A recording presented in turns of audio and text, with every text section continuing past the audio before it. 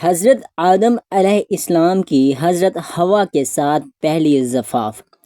حضرت آدم جب نیند سے جاگے تو دیکھا ان کے ساتھ ایک ان کے جیسی ہی مخلوق لیٹی ہے، لیکن ان کے اعضاء تھوڑے سے مختلف ہیں۔ اس لمحے اللہ نے شہوت کو پیدا کیا، جس سے آدم کے دل میں اس عورت کو چھونے کی چاہت پیدا ہوئی۔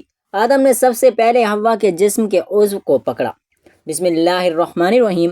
نسل انسانی کے وجود میں آنے سے پہلے 2000 قبل رب العزت نے کائنات کو تخلیق فرمایا، زمین پر جنات کو حکمرانی دی جو آگ سے پیدا کیے گئے تھے، اور آسمانوں پر نور سے پیدا کیے گئے فرشتی ملائکہ تھے۔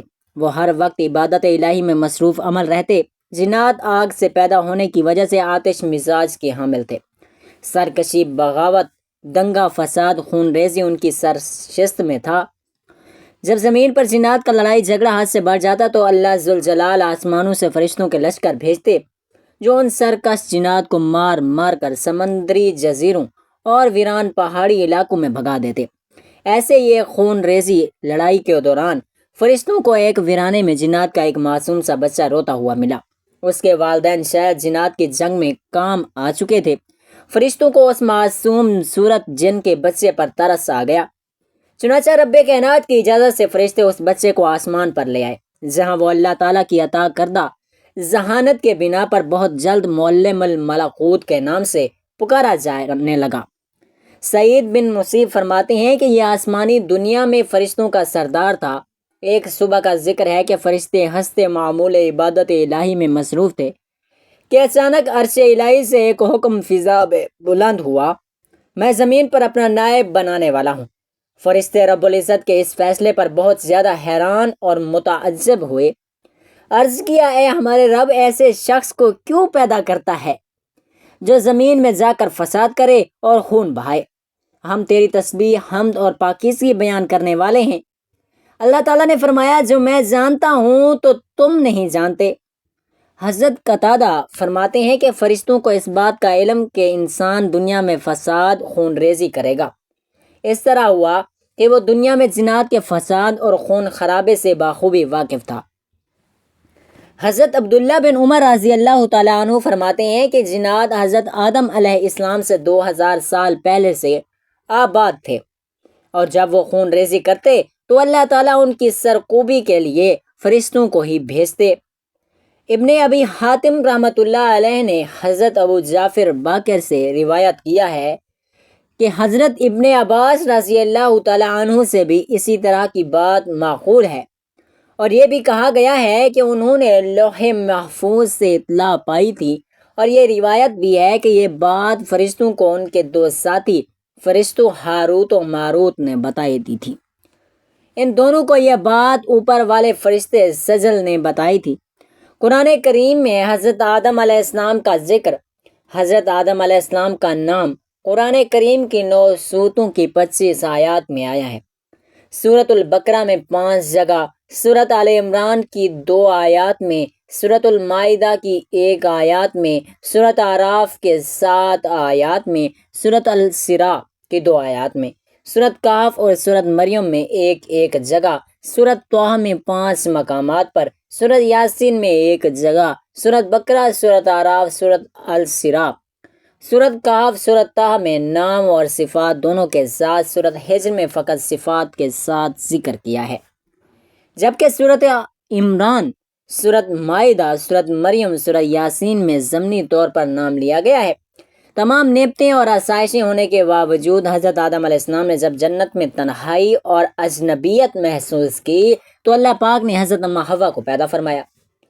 محمد بن اسحاق حضرت ابن عباس سے روایت ہے کہ حضرت آدم علیہ السلام سو رہے تھے کہ اللہ پاک نے ان کی چھوٹی پسلی سے حضرت اماں حوا علیہ السلام کو پیدا فرمایا۔ جب حضرت آدم علیہ السلام نیند سے جاگے تو دیکھا کہ ان کے پاس ایک ایسی مخلوق لیٹی ہے جو ان سے کچھ زیادہ مختلف نہیں ہے۔ تفسیر ساوی شرح اور رزاق پر لکھا ہے، جب حضرت آدم علیہ السلام نے اپنے جیسی خوبصورت مخلوق کو اپنے پاس لیٹے دیکھا تو ان کی طرف دست مبارک بڑھانے کا ارادہ فرمایا تو فرشتوں نے عرض کی کہ ٹھہر جائیں، پہلے ان کا مہر ادا کریں۔ آپ علیہ السلام نے فرمایا کہ ان کا مہر کیا ہے؟ فرشتوں نے عرض کیا ان کا مہر یہ ہے کہ آپ ہمارے سردار محمد مصطفیٰ صلی اللہ علیہ وآلہ وسلم پر 10 مرتبہ درود پاک پڑھیں۔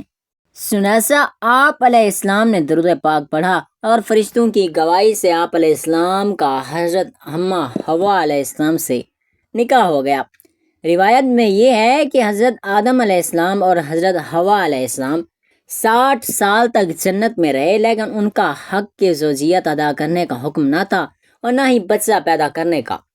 حضرت آدم اور حضرت حوا علیہ السلام بڑے آرام و سکون سے جنت میں رہنے لگے۔ اس عرصے میں روح پر جنت کے کسی بھی حصے میں جانے پر پابندی نہ تھی سوائے شجر ممنوعہ کے۔ شیطان اب ان دونوں کا کھلا دشمن تھا اور اپنی سزا کا بدلہ لینے کے لیے بے قرار بھی۔ اس کی شدید خواہش تھی کہ یہ اللہ کے حکم کی خلاف ورزی کریں۔ پھر شیطان نے ان دونوں کے دلوں میں وسوسہ ڈالا تاکہ ان کی شرم گاہیں جو ایک دوسرے سے پوشیدہ ہیں بے پردہ ہو جائیں۔ حضرت آدم علیہ السلام اور حضرت حوا کے لباسوں کے متعلق یہاں پر 2 طرح کی روایات ہیں۔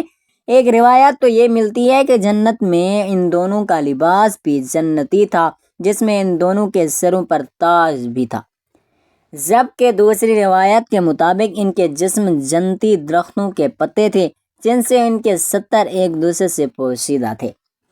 اب شیطان روز ان کے دلوں میں وسوسے ڈالتا اور ایک دن کہنے لگا، تمہارے رب نے تم دونوں کو اس درخت سے اس لیے منع فرمایا کہ کہیں یہ پھل کھا کر تم دونوں فرشتے نہ ہو جاؤ یا کہیں ہمیشہ زندہ رہنے والوں میں سے نہ ہو جاؤ۔ شیطان کی شیطانی اور بہکاوی باتیں سن کر حضرت حوا سوچنے پر مجبور ہو گئی۔ آخرکار شیطان کی مسلسل کوششیں اور سازشیں رنگ لے آئیں۔ اس نے حضرت حوا کو پھل کھانے پر راضی کر لیا۔ ایک دن حضرت حوا نے حضرت آدم علیہ السلام سے کہا کہ ہم اس شجر ممنوعہ کا ذرا سا حصہ کھا کر تو دیکھیں، آخر وہ کیا راز ہے جو اللہ نے اسے کھانے سے منع فرمایا ہے۔ شروع میں تو حضرت آدم اس کے لیے قطعاً طور پر تیار نہ تھے، لیکن پھر حضرت حوا کے مسلسل اصرار پر بادل ناخواستہ وہ بھی راضی ہو گئے۔ خیر، حضرت آدم و حضرت حوا پھل کھانے پر تیار ہوئے۔ ابھی پوری طرح پھل چکھا بھی نہ تھا، ان کی شرمگاہیں ایک دوسرے پر عیاں ہو گئیں، جس پر دونوں نے پریشانی کے عالم میں جنت کے درخت پتے توڑ کر اپنا بدن چھپایا۔ اللہ نے دونوں کو پکارا اور فرمایا، کیا میں نے تم کو منع نہیں کیا تھا کہ اس درخت کا پھل نہ کھانا اور شیطان کے ورغلانے میں نہ آنا؟ یہ تمہارا کھلا دشمن ہے۔ دونوں نے جب اللہ کی پکار سنی تو مارے خوف الہی کے کانپ اٹھے۔ اللہ پاک فرمانے لگا، اب تم دونوں ایک خاص مدت تک زمین پر ہی رہو گے جہاں تم ایک دوسرے کے دشمن ہوگے، اور وہاں ہی مرنا ہے اور اسی میں سے پھر پیدا ہونا ہے۔ پھر دونوں کو زمین کی طرف روانہ کر دیا گیا۔ روایت میں ہے کہ حضرت آدم علیہ السلام ہند میں جبکہ حضرت حوا کو جدہ میں اتارا گیا۔ دونوں ایک دوسرے کو ڈھونڈنے لگے لیکن ایک دوسرے کو ڈھونڈ نہ پائے۔ حضرت سعدی لکھتے ہیں کہ حضرت آدم علیہ السلام جب ہند میں اترے تو ان کے پاس حجر اسود اور جنت کے درختوں کے پتے بھی تھے جن کو انہوں نے زمین پر پھیلا دیا۔ حضرت ابن عباس سے مروی ہے کہ حضرت جبرائیل علیہ السلام حضرت آدم علیہ السلام کے پاس آئے اور گندم کے 7 دانے ساتھ لائے۔ حضرت آدم نے پوچھا، یہ کیا ہے؟ عرض کیا کہ یہ اس درخت کا پھل ہے جس سے آپ کو روکا گیا تھا، لیکن آپ نے تناول فرمایا، تو اب میں اس کا کیا کروں؟ عرض کیا تو ان کو زمین میں بو دیجئے۔ حضرت آدم علیہ السلام ایک طویل عرصے تک اللہ کی بارگاہ میں روتے رہے۔ ایک دن اللہ پاک کو حضرت آدم علیہ السلام کی گریہ و سائی پر رحم آیا تو اللہ پاک نے حضرت جبرائیل علیہ السلام کو بھیجا کہ آدم کو معافی کی خوشخبری سنا دو۔ حضرت آدم علیہ السلام خوشی سے سرسار بارگاہ خداوندی میں سر پر سجود ہو کر شکر بجا لائے۔ پھر حضرت جبرائیل علیہ السلام انہیں لے کر مکہ آئے جہاں حضرت آدم نے کعبہ شریف کی بنیاد رکھی اور حجر اسود کو کعبہ کی دیوار پر نصب فرمایا اور اس کا طواف کیا۔ طواف سے فارغ ہو کر حضرت جبرائیل علیہ السلام انہیں جبل عرفات پر لے گئے۔ جبل عرفات پر لے جانے کے بعد جہاں حضرت حوا تشریف فرما تھی، لیکن طویل عرصے کی جدائی اور حالات میں بہت سا جسمانی تغیرات پیدا کر دیے تھے، چنانچہ دونوں ایک دوسرے کو پہچان نہ پائے۔ جس پر حضرت جبرائیل علیہ السلام نے دونوں کا تعارف کروایا۔ ناظرین، یہی وہ رات تھی جب پہلی دفعہ آپ کو حیض بھی آیا اور اللہ پاک کے حکم سے پھر حضرت آدم اور حضرت حوا کو کثیر اولاد ہوئی۔ حضرت حوا کے حمل سے جڑواں بچے پیدا ہوتے تھے، جن میں ایک لڑکا اور ایک لڑکی ہوتی تھی۔ جبکہ آپ دوسری دفعہ امید سے ہوتی تو پھر ایک لڑکا اور ایک لڑکی پیدا ہوتی۔ اس طرح پہلے حمل سے پیدا ہونے والے بیٹے کی شادی دوسرے حمل سے پیدا ہونے والی بیٹی سے کر دی جاتی تھی، یعنی ایک حمل سے پیدا ہونے والے بچے سگے بہن بھائی قرار پائے۔ ناظرین، یہاں آپ کو ایک بات بتاتے چلیں کہ اللہ تعالیٰ نے حضرت حوا کو خود ہی حضرت آدم کی زوجیت کے لیے پیدا فرمایا تھا، اس لیے نکاح پڑھانے کی ضرورت نہ تھی، بلکہ اللہ پاک نے فرشتوں کی گواہی میں حضرت حوا کو حضرت آدم کی زوجہ بنا دیا تھا، اور قرآن پاک میں اللہ پاک نے حضرت حوا کے لیے زوجہ حضرت آدم کا لفظ ہی استعمال کیا۔ ناظرین، فرشتے حضرت آدم کی پیدائش سے آزمائے گئے، جبکہ انسان کو بھی اللہ پاک آزمائش میں مبتلا کرتا ہے کہ کون فرما برداری کرتا ہے اور کون نافرمانی کرتا ہے، اور جو دنیا آخرت کے بارے میں غور و فکر کرتا ہے وہ ایک دوسرے پر فضیلت جان لیتا ہے اور پہچان لیتا ہے کہ دنیا آزمائش کا گھر اور فنا ہونے والی چیز ہے، جبکہ آخرت بدلے کا ہمیشہ باقی رہنے والا گھر ہے۔ لہٰذا ناظرین، ہمیں چاہیے کہ ہم ان لوگوں میں سے ہو جائیں جو دنیا کی ضرورت کو آخرت کی ضرورت پر وار دیتے ہیں، اور بے شک نیکی کی توفیق اللہ پاک ہی کی طرف سے ملتی ہے۔ اللہ پاک مجھے اور اس ویڈیو کو دیکھنے والے تمام افراد کو گناہوں سے دور رہنے اور نیک عمل کرنے کی توفیق عطا فرمائے، آمین ثم آمین یا رب العالمین۔ حضرت آدم علیہ السلام کو اللہ تعالیٰ نے تخلیق فرمایا اور جنت میں بسایا، تو انہیں ہر طرح کی نعمتیں عطا کی گئیں، مگر انسان کی تخلیق صرف روحانی آزمائش کے لیے نہ تھی، بلکہ ایک فطری نظام اور دنیاوی ذمہ داریوں کے لیے بھی تھی، جن میں نسل انسانی کی بقا اور توالد و تناسل کا عمل بھی شامل تھا۔ حضرت آدم علیہ السلام اور حضرت حوا علیہ السلام کو اللہ تعالیٰ نے بطور میاں بیوی جنت میں بسایا تاکہ انسان کی تخلیق ایک پاکیزہ اور فطری عمل سے ہو، اور اسی تعلق کے ذریعے انسان کی آزمائش کا آغاز ہوا۔ اگرچہ قرآن و حدیث میں صراحت کے ساتھ یہ ذکر نہیں آیا کہ حضرت آدم علیہ السلام کو جنسی عمل کا علم کب اور کیسے ہوا، مگر فطریات اور عقل اس بات کی طرف اشارہ کرتی ہے کہ اللہ تعالیٰ نے حضرت آدم کو نہ صرف دنیا کی چیزوں کا علم عطا کیا، بلکہ ان فطری جذبات اور ان احساسات سے بھی آشنا کیا جن پر نسل انسانی کی بقا منحصر ہے۔ قرآن مجید میں سورۃ بقرہ کی آیت نمبر 31 میں اللہ تعالیٰ فرماتا ہے، یعنی اللہ نے حضرت آدم کو تمام اشیاء کے نام سکھا دیے، اور مفسرین کے مطابق یہ صرف ظاہری نظام ہی نہیں بلکہ ان کے حواس اور افعال اور استعمالات بھی شامل تھے۔ گویا حضرت آدم علیہ السلام کو اللہ تعالیٰ نے فطری طور پر یہ علم عطا فرمایا کہ نسل کیسے بڑھے گی، عورت اور مرد کا تعلق کیسے استوار ہوگا، اس تعلق کا مقصد کیا ہوگا۔ بعض روایات کے مطابق حضرت آدم علیہ السلام کو حضرت حوا کا ساتھ عطا کیا گیا تو وہ تنہائی اور انسیت کے جذبے سے واقف ہوئے، اور یہیں سے ازدواجی تعلق کی بنیاد پڑی، جس میں جنسی رجحان بھی ایک فطری جزو تھا۔ علامہ ابن کثیر اور دیگر مفسرین کی تفاسیر میں یہ بات مذکور ہے کہ اللہ تعالیٰ نے حضرت آدم کو وہ تمام علوم سکھائے جو ایک مکمل انسان زندگی کے لیے ضروری تھے، اور ان میں ازدواجی زندگی، جنسی تعلق بھی شامل تھا۔ یہ علم نہ تو کسی حیوانی ذبلت کا نتیجہ تھا، نہ ہی کسی گناہ یا شہنوانی سوچ کا مظہر، بلکہ ایک فطری پاکیزہ اور مقدس عمل تھا جو کہ نسل انسانی کے تسلسل کے لیے ناگزیر تھا۔ حضرت آدم علیہ السلام کو حضرت حوا کے ذریعے انسیت ملی، محبت ملی، اور اس محبت میں وہ کشش بھی تھی جو کہ میاں بیوی کے درمیان ایک جائز اور فطری تعلق کا سبب بنتی ہے۔ یہی تعلق جب جنت سے نکل کر زمین پر منتقل ہوا تو اس کے تمام تقاضے بھی ساتھ ہی چلے آئے۔ حضرت آدم علیہ السلام جب زمین پر اتارے گئے تو انہیں نہ صرف زراعت، کھیتی باڑی اور لباس کا شعور دیا گیا، بلکہ انہیں ازدواجی زندگی کو قائم رکھنے کے اصول و ضوابط بھی سکھائے گئے۔ نسل انسانی کے آغاز کے لیے اللہ تعالیٰ نے حضرت آدم علیہ السلام اور حضرت حوا کے درمیان وہ قدرتی کشش پیدا کی جو ہر انسان کے اندر فطری طور پر موجود ہوتی ہے، اور اسی کشش سے جسمانی تعلق کی ابتدا ہوئی، اور پھر اللہ تعالیٰ نے ان کے بطن سے نسل انسانی کی تخلیق فرمائی۔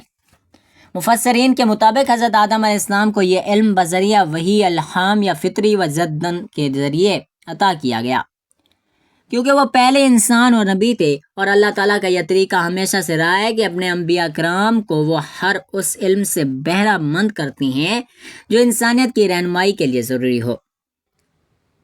اس زمان میں ایک اور پہلو یہ بھی ہے کہ فطری طور پر انسان کے جسم میں کچھ تبدیلیاں، احساسات اور میلانات موجود ہوتے ہیں جو بلوغت کے بعد نمایاں ہوتے ہیں، مگر چونکہ حضرت آدم اور حضرت حوا کو جنت میں بالغ حالت میں پیدا کیا گیا، اس لیے ان کے اندر یہ جذبات تخلیق کے وقت میں ہی ودیت کیے گئے، اور اللہ تعالیٰ نے ان جذبات کی تسکین کے لیے انہیں ایک دوسرے کا لباس بنایا، جیسا کہ قرآن مجید میں ارشاد باری تعالیٰ ہے، سورۃ بقرہ کی آیت نمبر 187۔ لباس کا مفہوم نہ صرف جسمانی پردہ ہے بلکہ قلبی اور جذباتی اور جنسانی تعلق کا استعارہ بھی ہے۔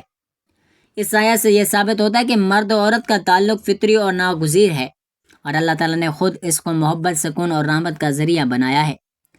حضرت آدم علیہ السلام کو جب حضرت حوا کی طرف میلان ہوا اور ان کے درمیان ازدواجی تعلق قائم ہوا تو اس وقت یہ کوئی معیوب یا شرمندگی کی بات نہ تھی، بلکہ یہ ایک پاکیزہ تعلق تھا جس پر نسل انسانیت کی بنیاد رکھی گئی۔ اس تعلق کے بارے میں کچھ روایات میں ہے کہ جب حضرت آدم اور حضرت حوا زمین پر اترے تو ان کے درمیان اللہ کے حکم سے بچوں کی پیدائش کا سلسلہ شروع ہوا، جس میں ہر بار ایک بیٹے اور ایک بیٹی کی پیدائش ہوتی تھی۔ ان کی شادیاں دوسرے حمل کے جڑواں بچوں سے کی جاتی تھیں تاکہ خاندان کی افزائش ہو سکے۔ اگر حضرت آدم علیہ السلام کو اس عمل کا شعور نہ ہوتا تو یہ نظام ممکن نہ ہوتا۔ اس سے صاف ظاہر ہوتا ہے کہ اللہ تعالیٰ نے انہیں یہ علم عطا فرمایا تھا، پھر انبیاء اکرام علیہ السلام کو دیگر انسانوں سے ممتاز کرنے کے لیے اللہ تعالیٰ نے انہیں علم دیا تھا۔ وہ نہایت جامع، گہرا اور فطری اصولوں پر مبنی ہوتا ہے۔ یہی وجہ ہے کہ حضرت آدم نے نہ صرف پہلے انسان تھے بلکہ پہلے نبی بھی تھے، اور ان پر اللہ تعالیٰ کی طرف سے براہ راست ہدایات نازل ہوتی تھی۔ اس ہدایت میں ہر وہ بات شامل تھی جو انسانی زندگی کے لیے ناگزیر تھی، خواہ وہ عبادت سے متعلق ہو یا معمولات یا ازدواجی زندگی سے۔ یہی وجہ ہے کہ ان کے بعد آنے والے تمام انبیاء نے بھی اپنے اپنے زمانے کے مطابق ازدواجی زندگی کے آداب، جنسی طہارت اور تعلقات کے اصول سکھائے، اور یہ تمام علم حضرت آدم علیہ السلام سے منتقل ہوا۔ بس یہ کہنا غلط نہ ہوگا کہ حضرت آدم علیہ السلام کو جنسی عمل کا علم براہ راست اللہ تعالیٰ کی عطا کردہ فطری بصیرت، وحی اور تجرباتی مشاہدے سے حاصل ہوا، جو کہ ان کی ازدواجی زندگی، نسل کی افزائش اور انسانی فطرت کی تکمیل کے لیے نہایت اہم اور لازمی تھا۔ یہ علم محض حیوانی جبلت کا نتیجہ نہیں تھا، بلکہ اللہ کی طرف سے سکھایا گیا ایک باوقار، مقدس اور شعوری عمل تھا جو انسان کی پیدائش، خاندان کے قیام اور معاشرتی نظام کے تسلسل کا باعث بنا، اور اسی علم کے ذریعے انسان آج بھی اپنی نسل کو آگے بڑھا رہا ہے۔ اور اسی علم کی بنیاد پر اسلامی تعلیمات نے جنسی تعلق کو نکاح کے مقدس بندھن میں باندھ کر اسے عبادت کا درجہ دے دیا ہے، جس کی ابتدا خود حضرت آدم علیہ السلام کی زندگی سے ہوئی۔ اللہ تعالیٰ عمل کرنے کی توفیق عطا فرمایا، آمین۔